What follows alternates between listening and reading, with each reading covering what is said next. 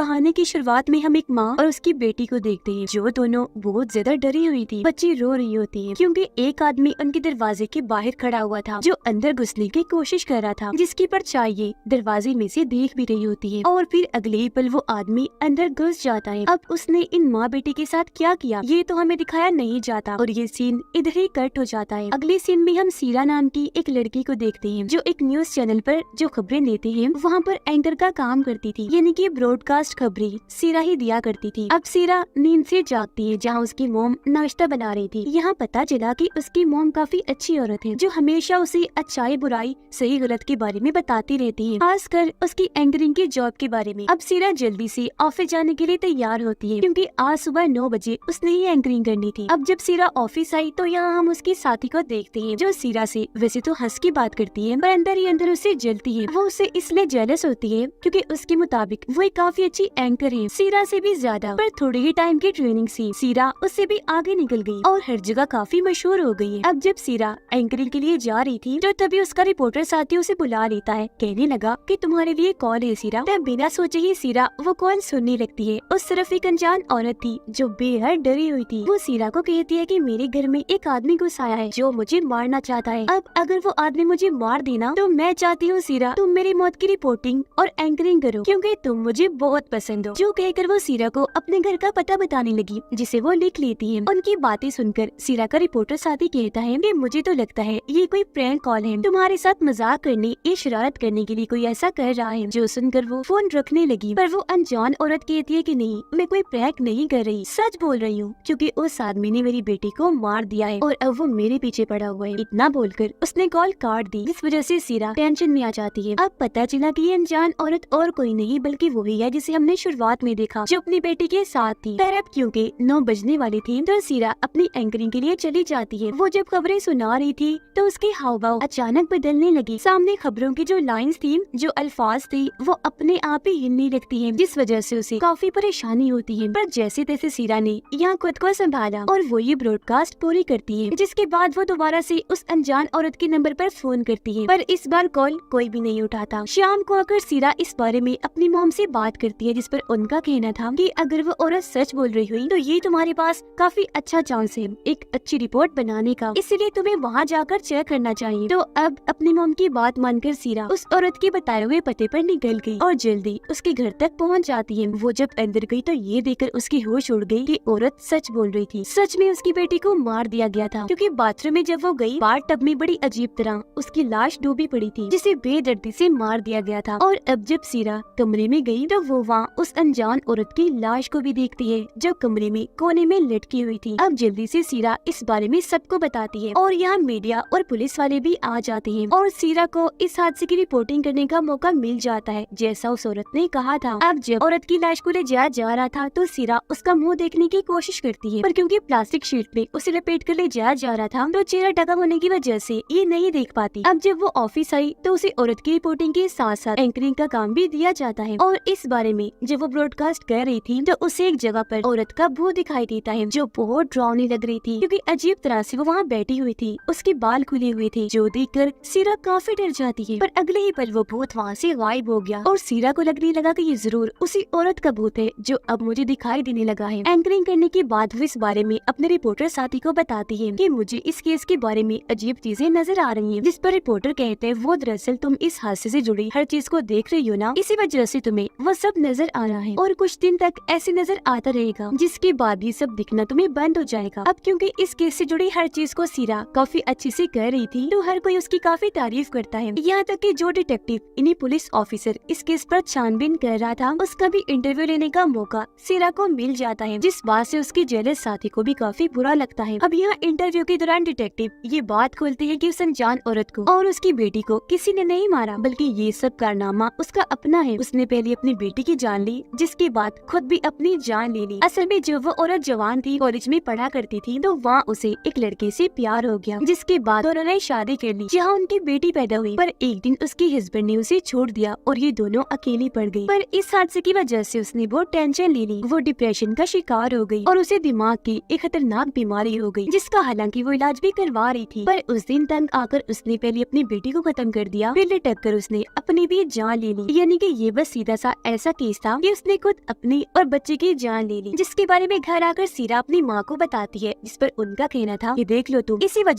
वजह से मैं तुम्हें बच्चा पैदा नहीं करने दे रही। मैं नहीं चाहती कि तुम बच्चा पैदा करके अपना करियर खराब करो। अब इनकी बातों से हमें पता चला कि सीरा शादीशुदा है, पर वो अपने हस्बैंड से अलग रहती है। ये नहीं कि उनका डिवोर्स होने वाला है, बल्कि उनकी अलग होने की वजह सीरा की मॉम ही है, क्योंकि वो उसे बच्चा पैदा नहीं करने दे रही। और क्योंकि सीरा अपनी मॉम की हर बात मानती थी, इसी वजह से उसकी अपने हस्बैंड से नहीं बनती थी। अब सीरा ने इस केस को अपने जहन पर कुछ ज्यादा ही सवार कर लिया था, इसलिए वो दोबारा औरत का घर चेक करने के लिए गई, जहाँ उसकी मुलाकात इन्हो नाम के एक आदमी से हुई, जो यहाँ पर कुछ ढूंढने आया था। ये असल में उस औरत का डॉक्टर है जो उसका इलाज कर रहा था। वो जब यहाँ से जाने लगा तो सीरा उसके पीछे गई और औरत के बारे में जानने की कोशिश करती है, जिस पर वो कहता है कि माफ कीजिएगा, पर मैं आपको कुछ नहीं बता सकता, क्योंकि मरीज के बारे में किसी अनजान शख्स को बताना हमारे हॉस्पिटल के असूलों के खिलाफ है। ये बोलकर वो यहाँ से चला गया। पर अब सीरा को इस इनो पर ही शक होने लगा, इसीलिए वो इसके बारे में अपनी छानबीन शुरू कर देती है। उससे पता चला कि इन्होंने उस औरत से पहले एक आदमी का इलाज किया था, पर उस आदमी ने उसके हॉस्पिटल की छत से कूदकर अपनी जान ले ली। अब ये उसके मरीजों में अपनी जान लेने का दूसरा केस था, इसलिए सबको उस पर शक हुआ कि वो आखिर मरीजों के साथ क्या करता है। शक की बुनियाद पर उसे गिरफ्तार कर लिया गया, पर उसके खिलाफ कोई सबूत न मिलने पर बाद में उसे छोड़ दिया गया। अब ये देखकर सीरा के दिमाग में कई सारे सवाल उठे, जिनका जवाब पाने के लिए वो इन्हों से मिलने गई उसके हॉस्पिटल, जहाँ वो बताता है कि हाँ, वो मुझसे इलाज करवा रही थी, क्योंकि उसे दिमाग की एक काफी खतरनाक बीमारी थी। पर जब उसने अपनी जान ली, उससे 2 दिन पहले उसकी मेरे पास कॉल आई थी। उसने मुझे कहा था कि मैं अब इलाज नहीं करवा रही, क्योंकि मैं ठीक हो गई हूँ। वो बातें कर ही रही थी कि तभी सीरा को कुछ होने लगा। वो देखती है कि यहाँ पर हिप्नोसिस की जितनी भी चीजें पड़ी है उनमें अजीब होने लगा। वो खुद ब खुद हिलने लगी। अब हिप्नोसिस एक किस्म की थेरेपी इलाज ही होता है, जिसमें मरीज आंखें बंद करके ख्यालों में चला जाता है और जो चीज उसकी बीमारी परेशानी की वजह बनी होती है उसे ढूंढकर ठीक किया जाता है और जड़ से उसका खात्मा कर दिया जाता है, जिससे वो इंसान बिल्कुल ठीक हो जाता है। फिर अब यहाँ हिप्नोसिस की चीजों को अजीब तरह से हिलता हुआ देखकर सीरा के साथ भी अजीब होने लगा। वो अपना कंट्रोल खोने लगी। फिर देखते ही देखते उसकी तबीयत खराब होने लगी, उसे उल्टियाँ आने लगती है। फिर अगले दिन जब वो ब्रॉडकास्ट की एंकरिंग कर रही थी तो अचानक उसे फिर से डर महसूस होने लगा। उसे लगता है जैसे उस औरत की आत्मा ने मुझे पीछे से आकर पकड़ लिया है और जोर से सीरा का गला दबा रही है, जिस वजह से उसकी हालत खराब हो गई, क्योंकि वो बेहद डरी हुई थी। अब ये देखकर न्यूज चैनल का मालिक उसे कुछ दिन की छुट्टियां दे देता है ताकि सीरा थोड़ा आराम कर सके, और तब तक उसकी जगह सीरा की उस साथी को दे दी जाती है कि वो एंकरिंग करेगी जो उसे जल्दी थी। पर इस बात से सीरा को बहुत बुरा लगता है। सीरा जब घर पर थी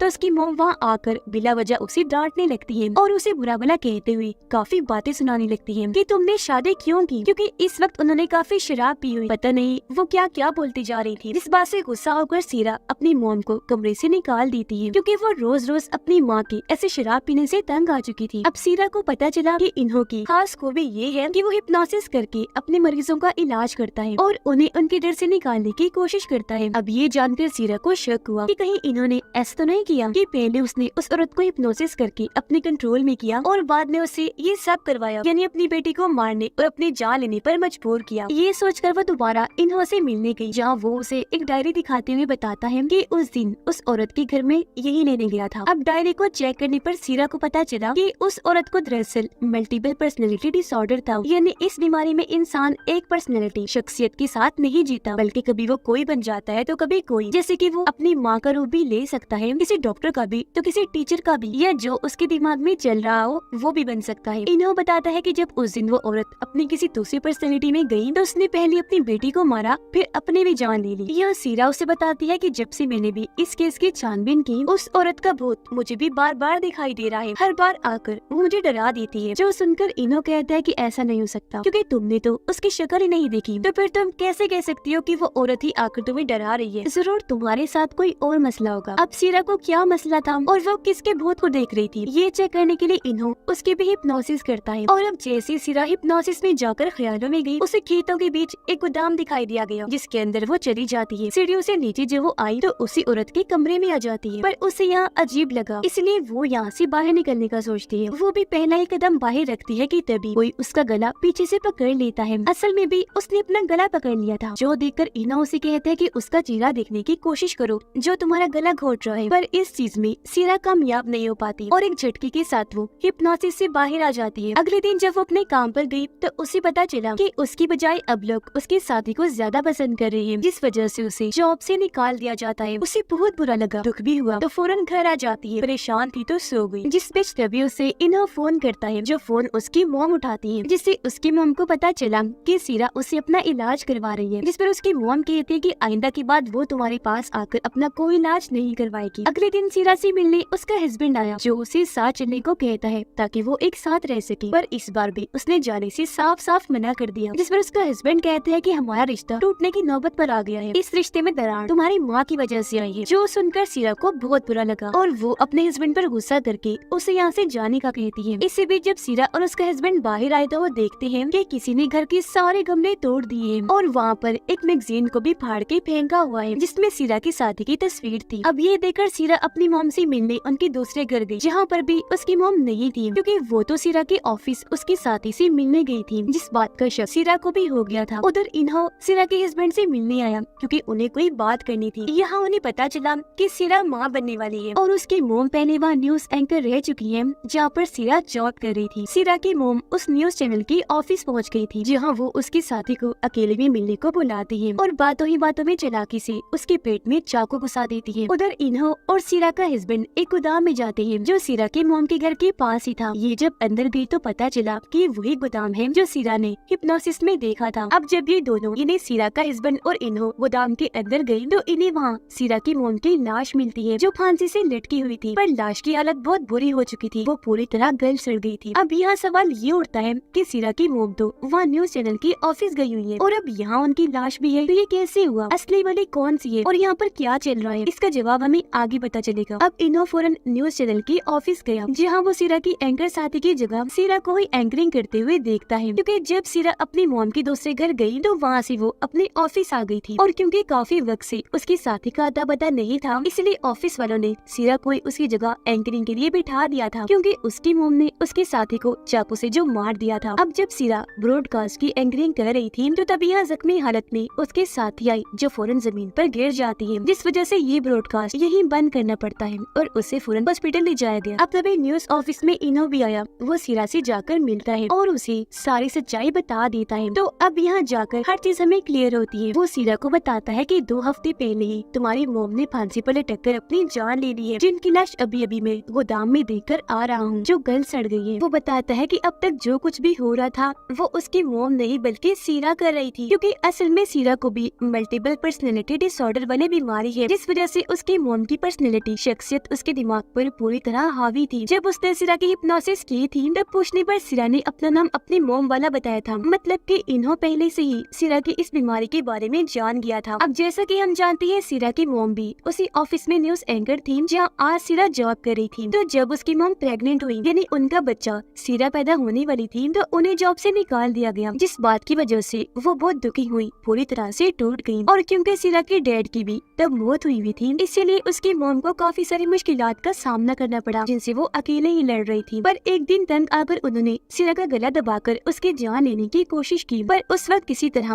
वो बच गई। बस तभी से उसकी मोम डिप्रेशन में चली गई और उन्हें शराब की बुरी लत लग गई। फिर जब सीरा बड़ी होकर अपनी मोम की ही तरह न्यूज एंकर बनी, तो उसकी मोम ने उस पर अपना कंट्रोल करने की कोशिश की, क्योंकि वो नहीं चाहती थी कि जैसा मेरे साथ हुआ वो सीरा के साथ भी हो। वो भी मेरी तरह बच्चा पैदा करके अपनी जिंदगी पर बात करी। पर जब सीरा प्रेग्नेंट हुई तो उसने अपनी मोम के पास जाकर इस बारे में बताया, तो उसकी मोम जरा भी खुश नहीं हुई। वो उसे कहती है कि ये बच्चा करके तुमने अच्छा नहीं किया, जिस पर सीरा रोते हुए जवाब देती है कि आपने कौन से मेरे साथ अच्छा किया, बचपन में जो आपने मेरा गला घोटने की कोशिश की उसकी दहशत में मैं आज तक जी रही हूँ। जिसका मतलब कि यही वजह है सीरा को हर वक्त लगता है कि कोई उसका गला घोटकर उसे मारने की कोशिश कर रहा है। अब ये बात सुनकर उसकी मोम को अपनी गलती का एहसास हुआ और वो चुपचाप वहाँ से चली गई और सीधा गोदाम के बेसमेंट में आ गई। फिर थोड़ी देर बाद जब सीरा को अपनी गलती का एहसास हुआ तो वो अपनी मोम से माफी मांगने के लिए वहाँ चली गई, पर वहाँ उसने देखा कि मोम ने फांसी से लटककर अपनी जान ले ली है और ऐसा उन्होंने शर्मिंदगी और डिप्रेशन की वजह से किया था। जो सदमा सीरा से बर्दाश्त नहीं हुआ, उससे भी शर्मिंदगी हो रही थी, जिससे बचने के लिए उसके दिमाग ने उसकी मोम की पर्सनैलिटी को ही अपने अंदर पैदा कर लिया। और यही वो वक्त था जब सीरा को मल्टीपल पर्सनैलिटी डिसऑर्डर की बीमारी हो गई और इसी के बाद से जो कुछ भी हो रहा था वो सीरा की मोम नहीं बल्कि खुद सीरा कर रही थी। और इन लोगों को गोदाम में जो लाश मिली थी वो सीरा की मोम की 4 हफ्ते पुरानी थी, जब वो सड़ रही थी। तो अब सीरा को उसकी मोम से अलग करने के लिए इन्हों दोबारा से उस पर हिप्नोसिस करता है, जहाँ पर सीरा ने देखा कि मेरी मोम मेरा सीरा गला घोटकर मारने की कोशिश कर रही है। ये देखकर इनो उसे कहता है कि कैसे भी करके अपनी मोम को खुद से अलग कर दो, जिस पर उसने ऐसा किया और उसने ग्लास के कांच से अपनी मोम पर हमला करके उन्हें मार दिया। पर हकीकत में उसने खुद को ही कांच मार लिया था, जिसके बाद उसे हॉस्पिटल भेज दिया गया। वो कोमा में जा चुकी थी। फिर 3 हफ्ते बाद उसे होश आई, जहाँ उसे सही सलामत देखकर उसका हस्बैंड बहुत खुश हो जाता है। अब यहाँ हमें पता चला कि सीरा को ये बीमारी कब से थी, पर जब उस अनजान औरत ने सीरा को कॉल की तो उसके अंदर ये बीमारी जाग उठी और इसने तब अपना रुख दिखाना शुरू किया जब उसकी मॉम की मौत हो गई थी। वजह ये है कि सीरा और उस औरत की जिंदगी एक जैसी थी, दोनों ही परेशान डिप्रेशन में थी। यही वजह है